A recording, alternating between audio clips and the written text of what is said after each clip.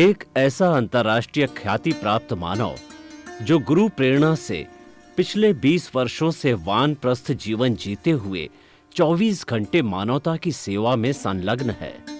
एक ऐसा मानव जो अभी राष्ट्रीय, अंतर्राष्ट्रीय टीवी चैनलों पर 7,500 एपिसोड के माध्यम से सनातन सत्य, आत्मविज्ञान एवं पुनरुत्थान व्यवहार एवं निश्चय जगत के जीवनोपयोगी विषयों पर हृदय स्पर्शी प्रवचन कर चुका है।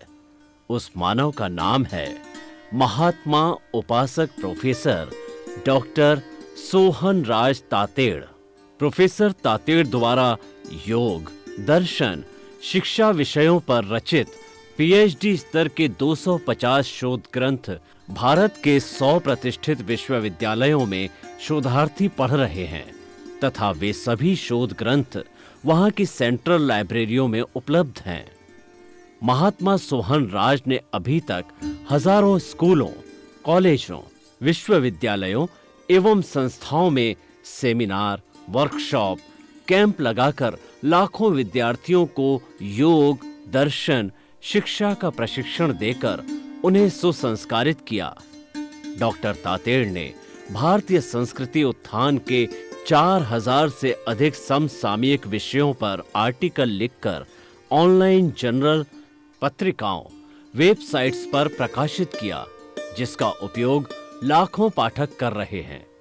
उपासक तातेड़ के 5000 से अधिक आज का सुविचार, आज का शुभ संदेश, आज का मंगल भावना योग आदि चिंतन websites, Twitter, blogger, Facebook, YouTube माध्यमों से लाखों लोग अपना जीवन निर्माण कर रहे हैं। मानवता के मसीहा ऐसे महामानव महात्मा सोहन राज तातेड़ के प्रोफाइल को अभी तक विश्व के 20 लाख दर्शक यूट्यूब पर, 12 लाख गूगल पर एवं लाखों दर्शक फेसबुक, ब्लॉगर, ट्विटर और इंस्टाग्राम पर देख चुके हैं।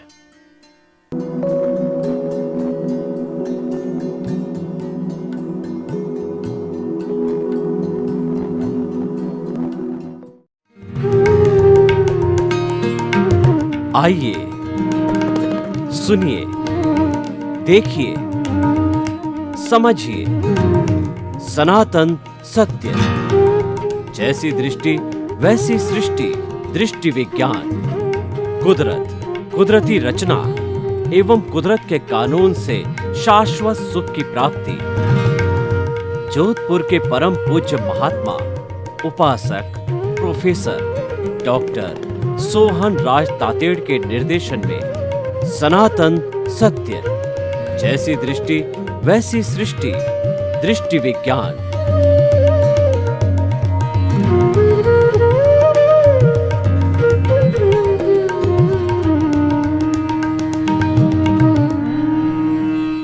आध्यात्मिक कार्यक्रम आत्मविज्ञान, साइंस ऑफ द सोल में आपका हार्दिक स्वागत है, अभिनंदन है, सत्कार है।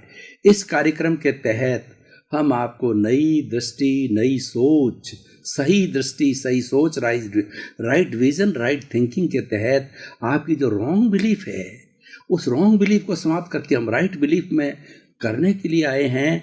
और साथ साथ के अंदर आपके अंदर जो नकारात्मक भाव है, इसको तिरोहित करके सकारात्मक भाव बदलना चाहते हैं। हमारे पास ना कोई मंत्र है, ना कोई तंत्र है, ना कोई जादू है, न टोना है, ना कोई तांत्रिक विद्या है, कुछ भी नहीं। हम तो कुदरत का कानून आपको बताने आए हैं।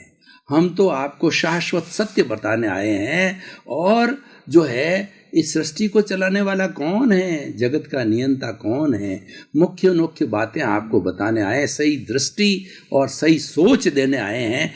चलना आपका काम है। हम तो आपको एक अच्छा सिद्धांत देके सार्वभौम यूनिवर्सल ट्रुथ सिद्धांत देने आए हैं। और ये हम सारा कार्य नए नए एपिसोड के माध्यम से करते हैं।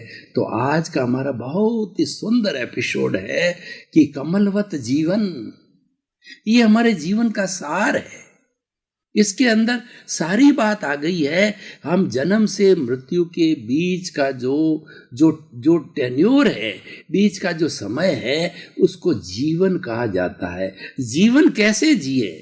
अगर बच्चे को जब समझ आ जाती है, 5 साल का होता है, और उसको कमलवत जीवन जीने का फॉर्मूला दे दिया जाता है, इसको कहते हैं कि एंड तक तुम यही जीवन जीना, तो एक बहुत अच्छा व्यक्ति बनेगा। वो बहुत अच्छा लेखक बनेगा, अच्छा इंजीनियर बनेगा, अच्छा डॉक्टर बनेगा, जैसा उसका जो है कर्मों का योग है। लेकिन कर्मों का योग तो बनाता है, लेकिन अच्छा बनना जो है वो व्यक्ति की राइट बिलीफ से अच्छा बनता है।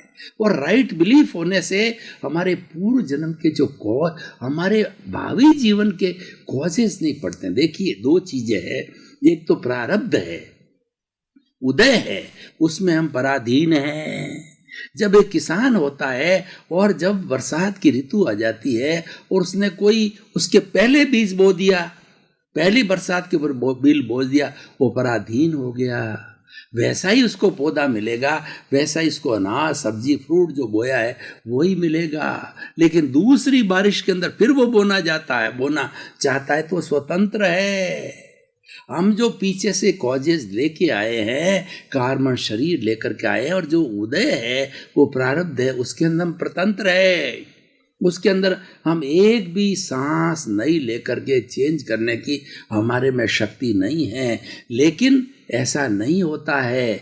कुदरत का कानून ये कहता है कि आप स्वतंत्र भी हो, आप स्वतंत्र भी हो। एक दृष्टि से आप स्वतंत्र हो, दूसरी दृष्टि से आप स्वतंत्र हो। स्वतंत्रता किसमें है आपकी? स्वतंत्रता इसमें ये है, नया बीज मत डालो, और जो बीज डालो वो सोच समझ के डालो, जो आपको अच्छा फल लेना है। नया बीज कैसे नहीं डालना, वो एक जागृति है, वो कमलवत जीवन जीने की तरह जागृति है। कमलवत जीवन को मैं एक आपको जो है स्वामी विवेकानंद जी ने एक जो है दोहा कहा है कि जग माही ऐसो रहो जो अंबुज सरमाही, रहे नीर के आसरे पर जल छुवत नाही। Remain in the world as a lotus remain in the mud.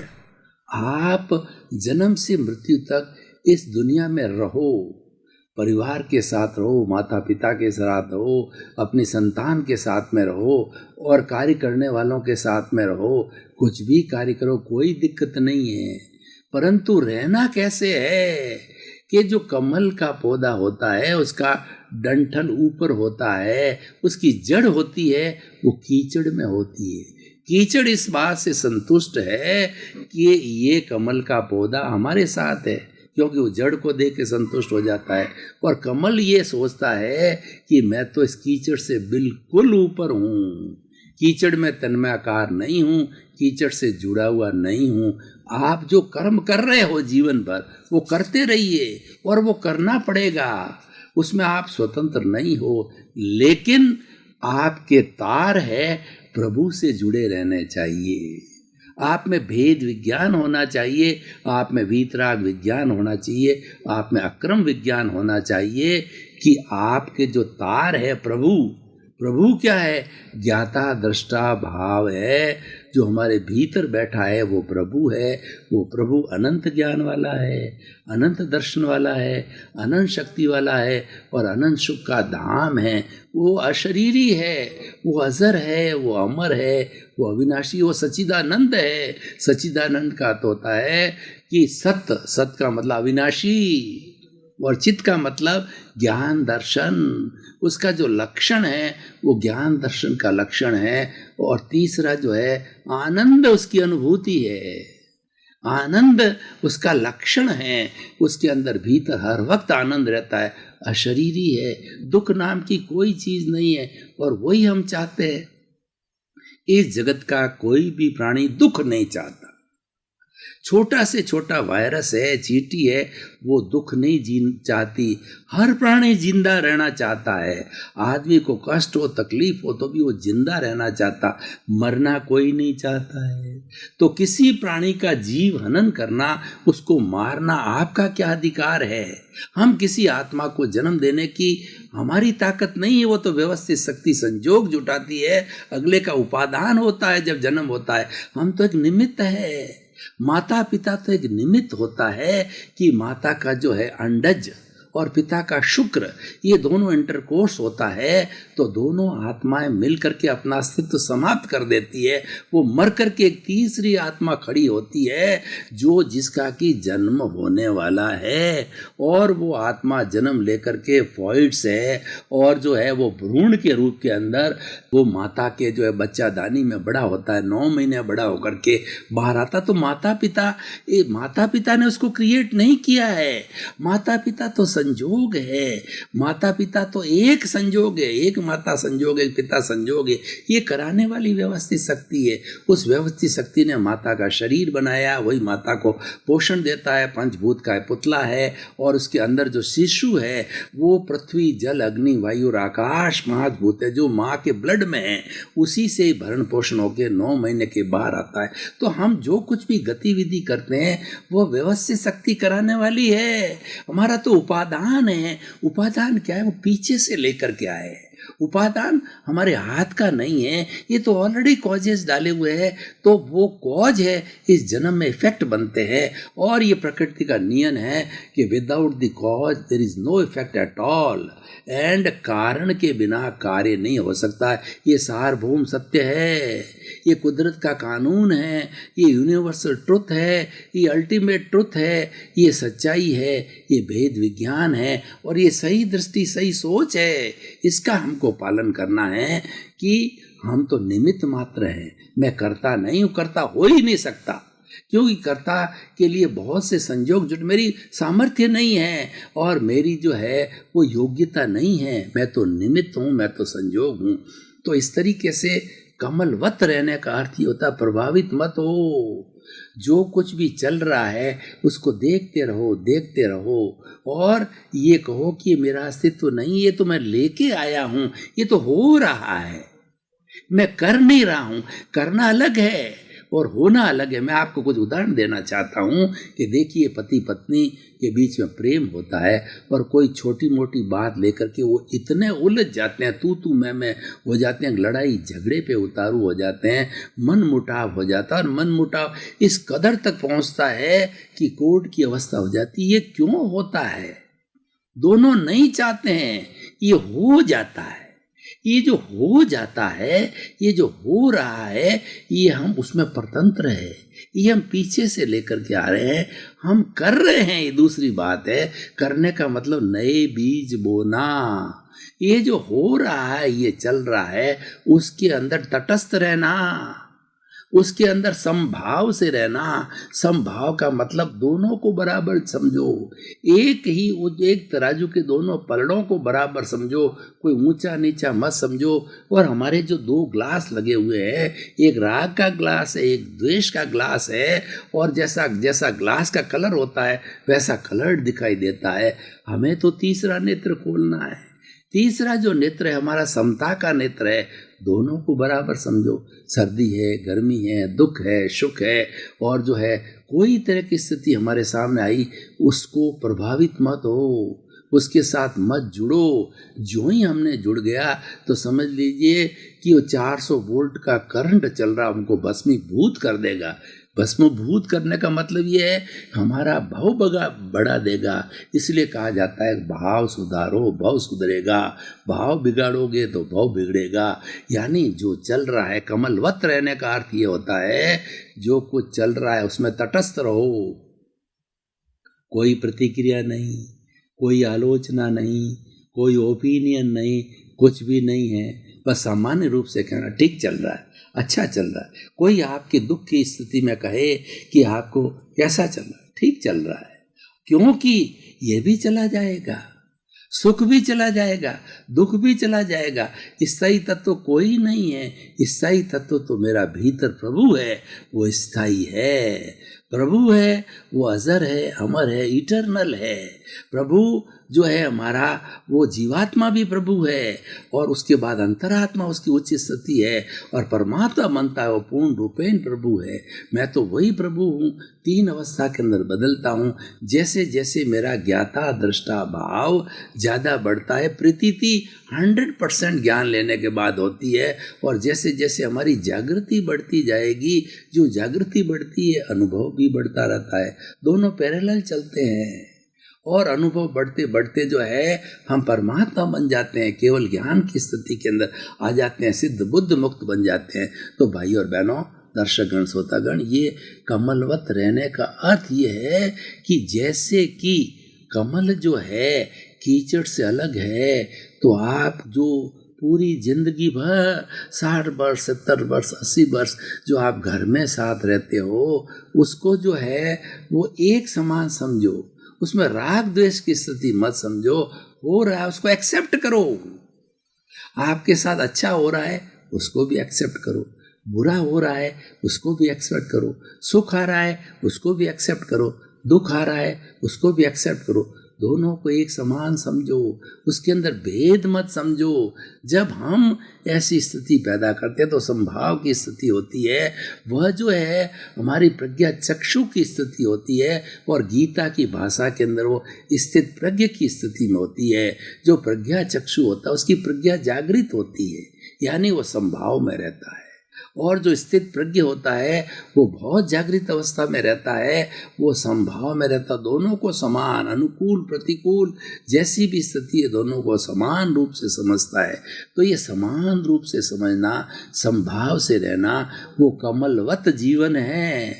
और जो ही हम प्रभावित हो गए, उदाहरण के तौर पर मान लीजिए कि आपका सगा बेटा है, उसको ने 20 साल 30 साल 40 साल तक पाला, और जो बेटा जब पाँव पर खड़ा होता है, अब देखिए कायदे से पाँव पर खड़ा होता है उसको, और आप बुजुर्ग हो जाते हैं तो आपकी सेवा उसको करनी चाहिए। अभी तक आपने 30 साल 40 साल उसको जो है पढ़ाया लिखाया, उसकी शादी की, उसको जॉब लगाया, उसको करोड़पति बनाया, सब कुछ काम किया, और जब आपका अवसर आया, ठेंगा वो न तो आपसे बात करता है, न आप पे 1 रुपया खर्च करता है, न आपकी कोई सेवा करता है। वो तो मालिक बन गया, हिस्सेदार बन गया आपकी संपत्ति का, कि मैं आपने आपके घर पे, वो काम उसने जिंदगी में कुछ नहीं किया, उस आपने उसको बनाया है, लेकिन वो मालिक बन गया, आपकी संपत्ति हड़प कर ली उसने। और ऐसे ऐसे बदमाश भी हो जाते हैं बच्चे कि माँ बाप को फुटपाथ पर छोड़ देते हैं, घर से बाहर निकाल देते हैं, कुंभ के मेले में जाकर उनको छोड़ के आ जाते हैं। ऐसे ऐसे भी संतान होती है। तो खैर वो करते हैं, वो अपना भुगतते हैं, परंतु हमको क्या करना है, दोनों को समान समझो कि ये जो कुछ कर रहा है ये मेरे पूर्व जन्म का हिसाब है, ये मेरा हिसाब चुकता कर रहा है, ये तो मेरा हितैषी है, ये तो मेरा जो पूर्व जन्म का जब हिसाब चुकता हो जाएगा तो मुझे एनओसी मिलेगी, तभी मुझे मुक्ति होगी। जो कुछ भी हमारे साथ बुरा करने वाला है उसको अच्छा मानो कि मुझे मुक्त करने की ओर आ रहा है, और ये मेरा हितैषी है। तो भाई ये कमलवत जीवन जीने का होता है। कमलवत जीने का मतलब रिएक्शन मत करो, जो कुछ घटित हो रहा है उसको एक्सेप्ट करो और संतुलित दिमाग से आगे बढ़ते रहो। जो ही आपने जो है वो कमलवत का फॉर्मूला छोड़ा, और जो हमारे साथ में पीछे से लेके आए घटित हो रहा है, हम उसके साथ तन्मयाकार हो गए, और हमने गाली देना किया, गलोच के देना किया, चाहे आपका प्रतिद्वंदी हो पार्टी के हिसाब से, चाहे आपका घर का बच्चा हो, अच्छा चाहे आपका पार्टनर हो, या चाहे आपका जो है कोई भी दोस्त हो। तो जब दोनों के बीच में अनबन हो जाती है तो वो आपको गाली देता और आपने भी गाली दे दी, टिट फॉर टैट किया, तो उसके अंदर आपका क्या बड़प्पन है।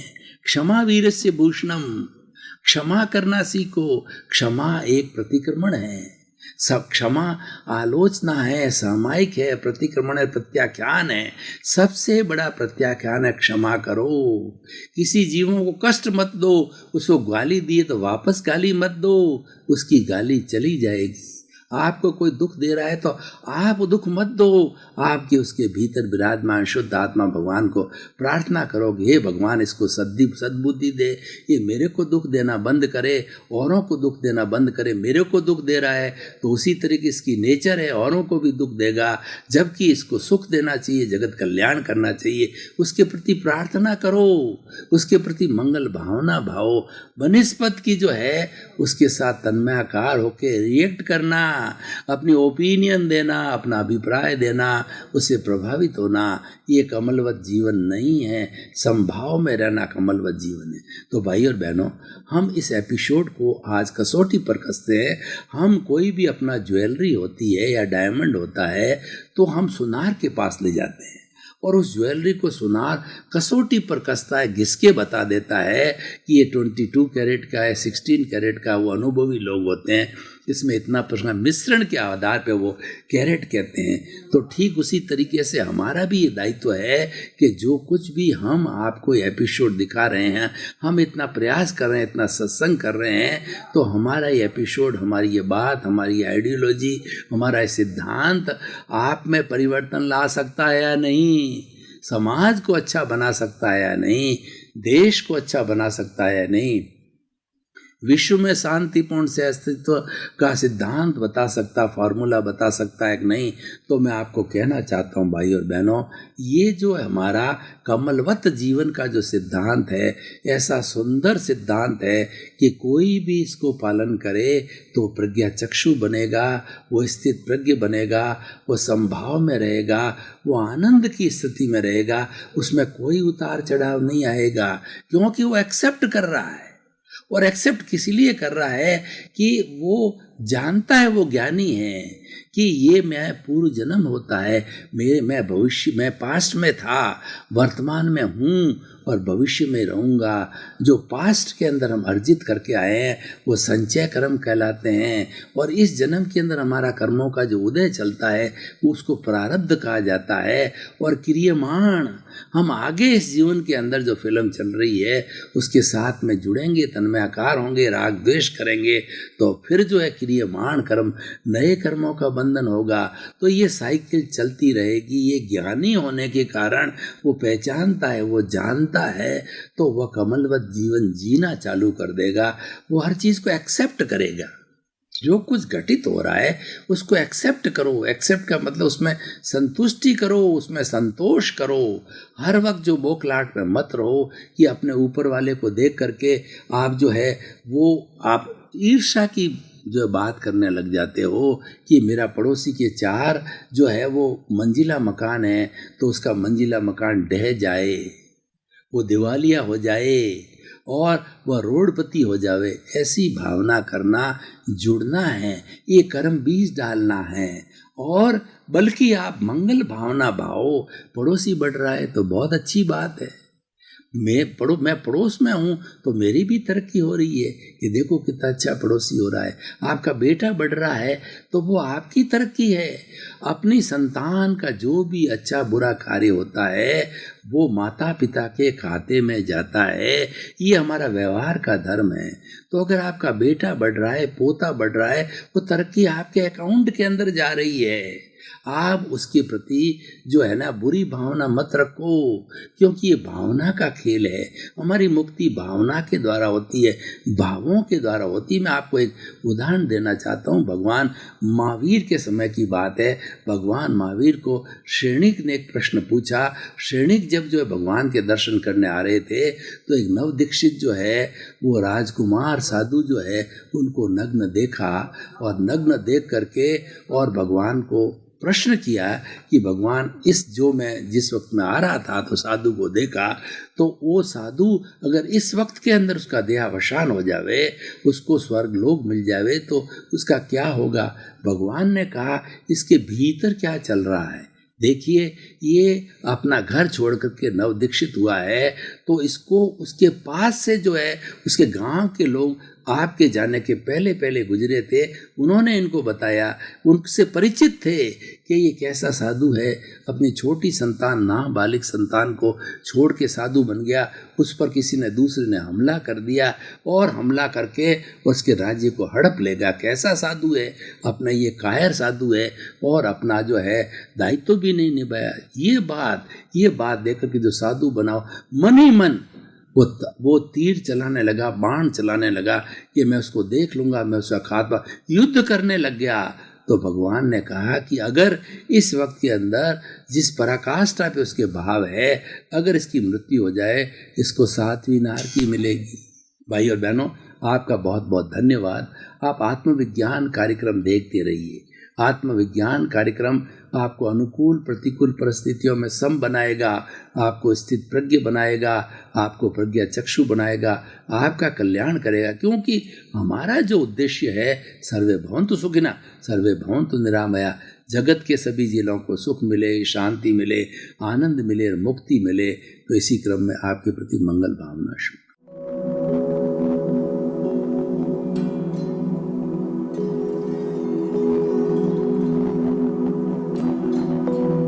एक ऐसा अंतर्राष्ट्रीय ख्याति प्राप्त मानव जो गुरु प्रेरणा से पिछले 20 वर्षों से वानप्रस्थ जीवन जीते हुए 24 घंटे मानवता की सेवा में संलग्न है।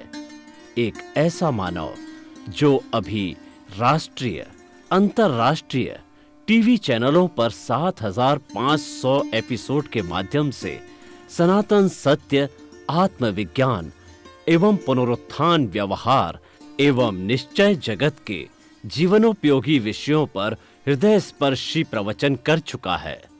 उस मानव का नाम है महात्मा उपासक प्रोफेसर डॉक्टर सोहन राज तातेड़। प्रोफेसर तातेड़ द्वारा योग, दर्शन, शिक्षा विषयों पर रचित पीएचडी स्तर के 250 शोध ग्रंथ भारत के 100 प्रतिष्ठित विश्वविद्यालयों में शोधार्थी पढ़ रहे हैं तथा वे सभी शोध ग्रंथ वहां की सेंट्रल लाइब्रेरियों में उपलब्ध हैं। महात्मा सोहन राज ने अभी तक हजारों स्कूलों, कॉलेजों, विश्वविद्यालयों एवं संस्थाओं में सेमिनार, वर्कशॉप, कैंप लगाकर लाखों विद्यार्थियों को योग, दर्शन, शिक्षा का प्रशिक्षण देकर उन्हें सुसंस्कारित किया।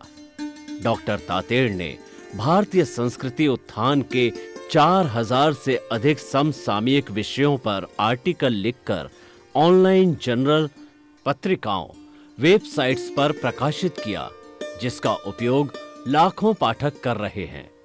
उपासक तातेड़ के 5000 से अधिक आज का सुविचार, आज का शुभ संदेश, आज का मंगल भावना योग आदि चिंतन websites, Twitter, blogger, Facebook, YouTube माध्यमों से लाखों लोग अपना जीवन निर्माण कर रहे हैं। मानवता के मसीहा ऐसे महामानव महात्मा सोहन राज तातेड़ के प्रोफाइल को अभी तक विश्व के 20 लाख दर्शक यूट्यूब पर, 12 लाख गूगल पर एवं लाखों दर्शक फेसबुक, ब्लॉगर, ट्विटर और इंस्टाग्राम पर देख चुके हैं।